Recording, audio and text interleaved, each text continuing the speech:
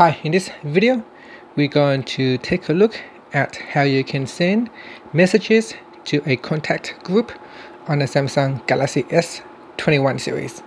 So first, let's go back to the home screen by tapping on the home button at the bottom of the screen. Then swipe up to go into app screen and tap on contacts.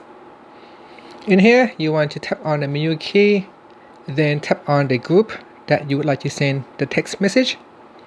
So in here I have opened up IT Jungle's group, and to send a text message, tap on the more button at the top.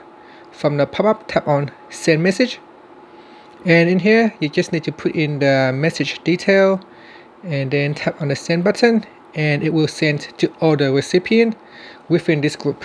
So at the moment I have 2 recipients, and that's it. So that's how you can send a text message to a group. It is a good way to quickly send out a text message to a group of contacts. So for example, you have a group of friends that play sports together. So if you want to organize a sport event on Sunday, you can send out to all the relevant people who are playing sports with you or in that particular event.